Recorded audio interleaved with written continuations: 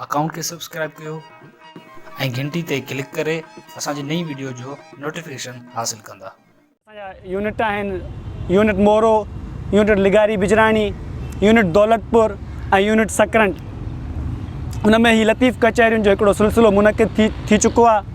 हिकिड़ी कचहरी असां दौलतपुर में रखी, राति कचहरी हुई ॻोठ लिगारी यूनिट लिगारी बिजराणी में।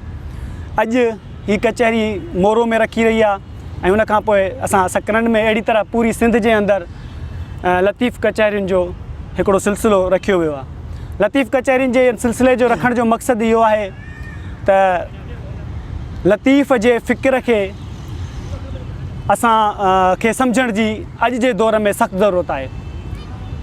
छो जो लतीफ़ सां असांजो सभिनी सिंध जी क़ौम जो लॻाव त मौजूदु आहे, मगर उन लॻाव जा जेके बुनियाद आहिनि उहे अक़ीदत परस्तीअ ते वधीक आहिनि।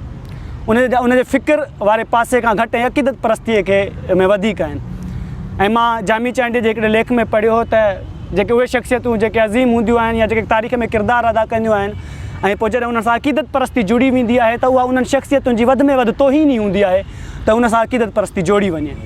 ज़रूरत इहा आहे त उन अक़ीदत परस्ती खां निकिरे ऐं लतीफ़ जे फ़िक्र खे सम्झूं। उहो लतीफ़ जेको चवे थो हिन समाज खे ॾिसण जा नवां घस ॾिए थो, हिन समाज खे ॾिसण जा नवां रस्ता ॾिए थो, नवां इंसान तख़लीक़ करे थो, पंहिंजे बेतनि जे ज़रिए हिकिड़ा आदर्शी इंसान तख़लीक़ करे ॿुधाए थो त इंसान खे छा हुजणु खपे, इंसान खे कहिड़ो हुजणु खपे।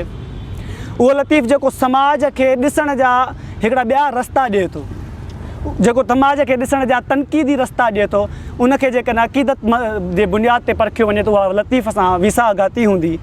लतीफ़ जूं हिन सिटुनि सां असां प्रोग्राम जो आगाज़ कंदासीं, जेके सिटूं समाज खे तनक़ीदी निगाह जे नुक़्ते नज़र सां ॾिसण लाइ आहिनि, जंहिंमें लतीफ़ थो चए त अखि उल्टी धार वहूं उल्टो आमसी, जे लहवारो लोक वहे त तूं ऊचो वह उभार, मझां सोच निहार वहूं पुठीरो पिरीअ ॾे।